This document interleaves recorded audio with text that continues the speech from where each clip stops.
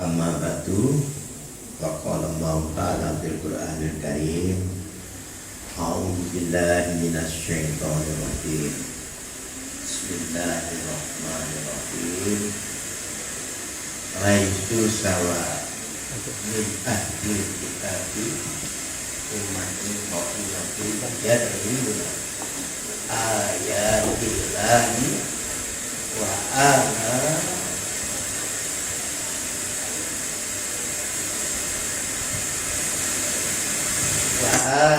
al-laili wa hum yasjudun yu'minuna billahi wal yawmil akhir wa ya'muruna bil ma'rufi wa yanhauna 'anil munkari wa yusari'una bil khairat wa ulaika humus sholihin. Yang terhormat Ketua Desmet Pasuruan dan Ustaz Nadman sebagai pemangku pondok Sepin Putri kalau gitu ya, yang saya muliakan, dan para asatid asatidah yang saya banggakan serta anak-anak yang saya muliakan. Alhamdulillah di pagi ini kita bisa silaturahim. Mudah-mudahan silaturahim ini membawa manfaat dan membawa keadilannya Ustaz, Ustazah serta anak atau santri-santri di dalam belajar, dalam menggali ilmu, baik itu ilmu agama maupun ilmu-ilmu yang lainnya, untuk kepentingan dirinya atau diri kita sendiri, untuk bekal hidup setelah nanti keluar dari santri yang ada di sini. Hadirin yang saya hormati, ya, tadi saya bacakan ayat dua ayat dari surat Al-Imran. Itu intinya, ya, saya kira santri semua yang oleh orang tuanya dipasrahkan ke sini ini adalah untuk, ya, kalau kita lihat di ayat itu ada dua yang diteruskan oleh Allah supaya yang diinginkan oleh wali santri yaitu ditutup dengan wa ulaika humus sholihun. Kata kita yang diinginkan oleh orang tua itu menjadi anak yang soleh. Nah itu ayat itu, ya, di muka itu yang saya baca pertama itu ada dua syarat supaya kita menjadi anak atau orang soleh itu, yaitu kata ayat itu laisu sawa, mereka tidak sama. Artinya tidak sama sebelum ayat itu kan duribat alaihim kita ainama sukiku illa bihablin minallah. Tapi kita tidak menjadi orang yang hina. Duribat alaihim kita, di mana saja kita akan ditimpa oleh suatu kehinaan.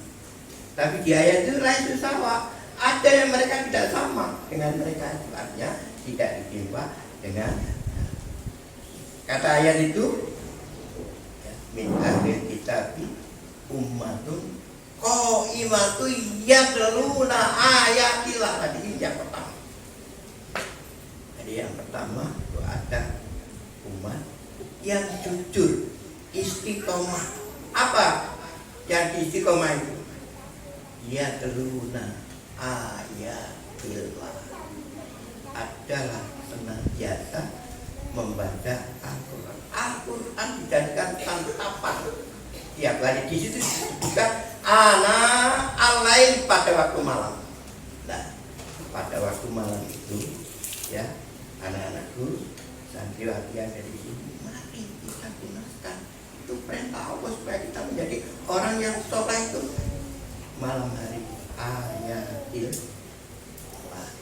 membaca ayat-ayat Allah. Mari Pak Ustazah, ya, itu biasakan kepada anak didik kita, karena kita tujuannya tidak lain adalah supaya mereka menjadi orang yang soleh, dan itu memang tujuan daripada orang tua. Jadi yang pertama yaitu ayat luna ayat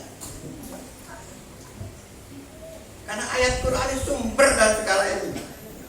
Kalau kita baca, tengok ke belakang, bagaimana umat Islam bangun bisa menjadi umat nomor satu di dunia pada saat sahabat yang dibaca tidak ada gurunya, tidak ada dokternya, tidak ada profesornya yang ada. Hanya Al-Quran yang senantiasa dikaji dengan ikhlas. Bagaimana? Semua ilmu dunia digali semua, ditemukan semua. Kedokteran, fisika, biografi, ya, ilmu falak, semuanya ditemukan. Karena dengan ikhlas, dengan jujur, dengan istiqomah, Al-Quran dipelajari dan Al-Quran jelas sumbernya.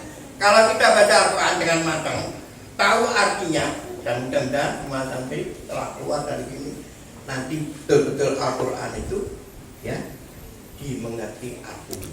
Insya Allah kalau Al-Quran dibaca dengan baik ngerti artinya, semua kesulitan, semua yang kita hadapi dalam dunia ini kita temukan di dalam Al-Quran ada, sehingga kita tahu. Apa kita baca ya, akhirnya bila Al-Quran saya tutup itu hampir sama dengan tafsir Al-Azhar, biar itu hampir sama. Selesainya juga sama-sama orang di penjara, dua-duanya ada 3, tapi yang pada sama-sama dalam menyelesaikan tafsir itu di penjara. Dan ternyata isinya itu hampir seirama. Cuma kalau bila Al-Quran itu bahasanya Arab tadi tempatnya di sana, kalau Biamka itu tempatnya di Indonesia dengan hingga bahasa Indonesia, yang menjadi konteks juga masyarakat yang ada di sekitarnya. Artinya dalam menafsirkan Al-Quran konteksnya betul membumi di masyarakat yang ditempati. Jadi kalau kita baca Al-Quran, kita akan tahu ya apa yang kita baca itu atau apa yang kita alami dalam kehidupan itu. Berarti yang pertama, mari Al-Quran kita kaji. Ya, yang baca Al-Quran tadi 25 kurang. Wala takul lahu maka tahu. Ufi, bukan ufi tapi ufi. Ya, jadi itu masjidnya yang di bawah tangganya itu gak kelihatan. Mohon Ustaz untuk ngaji betul-betul. Lah, yang kedua, wahum yasjudun, mari sholat malam kita galakkan. Itu adalah satu bekal. Karena sholat malam itu kata Al-Quran, inna nasiatal laili ya asatu wa aqwamu wa aqwamu, lebih tepat untuk menempa diri, untuk membiasakan diri, untuk menjadikan diri. Kalau ayat sebenarnya inna sanuti alaika kaulan sakila, di orang yang bangun malam itu nanti diberi oleh Allah ucapannya itu sangat nyaman, sangat rahmat.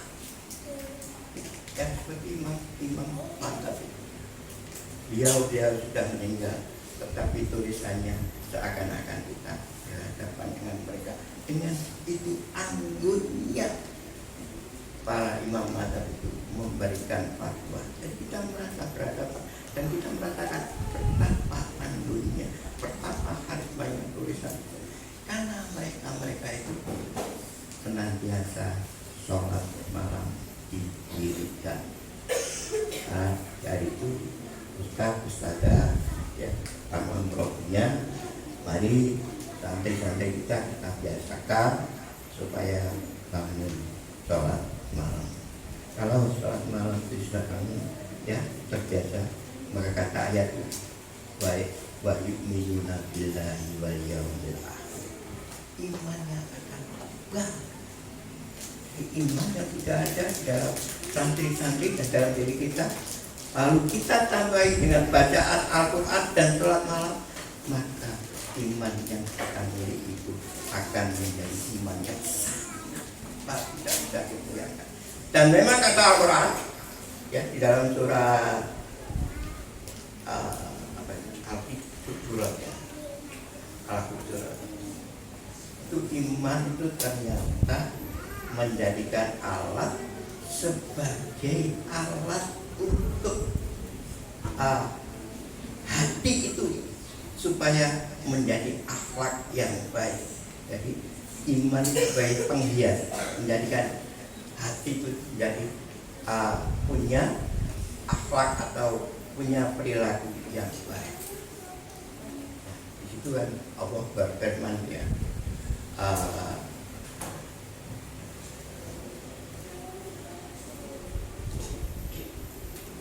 ya ayyuhalladzina amanu in ja'akum fasiqun binaba'in fatabayyanu. Nah, terus ayat itu walakinna Allah habbaba ilaikumul imana wa zayyanahu fi qulubikum. Lah di situ. Wa karraha ilaikumul kufra wal fusuqa wan nisyan wa ulaika humur rasyidun. Nah, ternyata iman itu ya, menjadikan cita-cita kita, yaitu menjadi santri yang cerdas. Jadi yang santri kalau ingin cerdas imannya harus kuat. Kan tahu berita yang kemarin, berita apa itu? Katanya ya yang menjelek-menjelekan orang sehingga membuat apa itu promosi yang menyakiti orang itu, dia bilang itu karena kecerdasannya, karena bodohnya. Buktinya apa? Setelah mendapatkan banyak musuhnya, dicela orang lain, itu orang-orang cerdas, orang bodoh. Bahkan bodohnya bodoh murakab.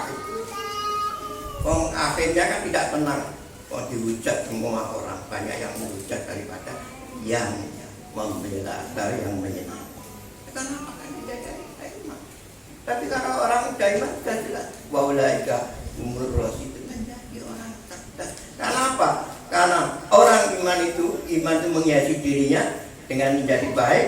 Ya kalau hatinya sudah baik, insya Allah kata Rasul itu, ya kalau hatinya sudah baik, semua yang dilaksanakan akan menjadi baik. Berarti semua yang akan dilaksanakan senantiasa dipikir bagaimana akibatnya setelah dilaksanakan. Itulah orang yang cerdas. Tapi kalau orang yang bodoh, ya itu dalam melaksanakan itu dan ya, yang penting bisa dilaksanakan. Kenapa? Karena barometernya adalah hawa nafsunya. Ada innan nafsa ta'amaratun bisu. Dan kalau walawit taba'al haqqu ahwa'u wafat lebih sama. Kalau ukurannya hanya nafsu dalam mengukur suatu kebaikan, kita sudah diberi Allah, yaitu agama Quran itulah sebagai acuan kita. Al-haqqu min rabbik fala takunanna minal mumtarin. Dan itu sudah dibuktikan oleh Rasulullah, sahabatnya dan sahabat tabi'in itu sudah membuktikan dengan memegang Al-Quran, mempelajari Al-Quran, semua mereka menjadi jaya.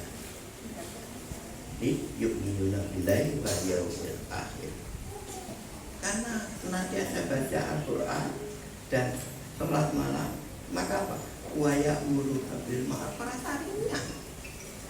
wa yanhauna 'anil munkar. Akhirnya apa? Wa yusari'una fil khairat. Yang dikerjakan kebanyakan adalah berlomba-lomba untuk mendapatkan kebaikan. Itulah harapan dari orang tua. Anda dipondokkan di sini. Mari itu ya, doa itu saya titipkan pada santri dan pada murabi ya, tentang murabi dan ustaz sadanya. Mari kita biasakan nanti untuk itu.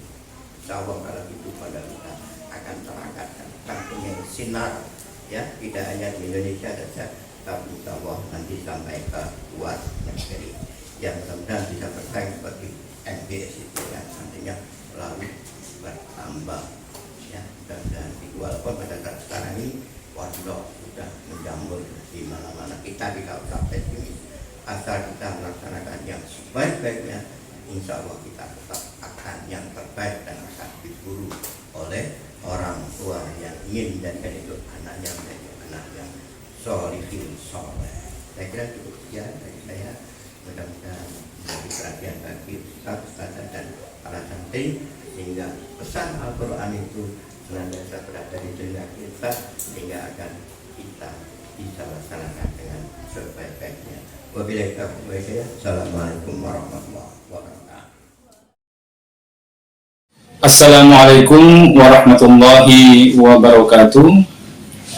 Saya Nur Najman Marzuki, Wadil Pondok Pesantren SPIM Kota Pasuruan, mengucapkan selamat dan sukses Milad SPIM yang ke-7. Di tahun yang ke-7 ini mudah-mudahan SPIM selalu menjadi lembaga yang melahirkan generasi-generasi Islami yang cerdas, yang mandiri, yang berbudi mulia, dan yang berkemajuan. Sukses selalu SPIM Kota Pasuruan, insya Allah maju terus. Wassalamualaikum warahmatullahi wabarakatuh. Saya Nurul Maurida, Ketua Pimpinan Daerah Nasyiatul Aisyah Kota Pasuruan, mengucapkan selamat dan sukses atas Milad SPIM yang ke-7. Kami segenap Dewan Guru SPIM Kota Pasuruan mengucapkan selamat atas Milad SPIM yang ke-7. Saya Ustaz Saiful, tenaga administrasi SPIM Kota Pasuruan, mengucapkan selamat Milad SPIM yang ke-7.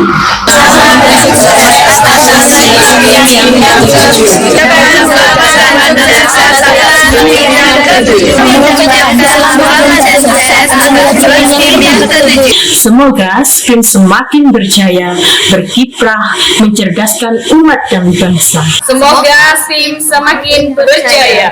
Semoga SPIM kedepannya banyak melahirkan bibit-bibit muda yang berjiwa entrepreneur. Semoga SPIM kedepannya lebih baik dan sukses selalu. Amin. Semakin sukses ya. Semoga SPIM semakin jaya, sukses, dan maju. Semoga SPIM dapat menciptakan kader yang berguna untuk bangsa dan negara.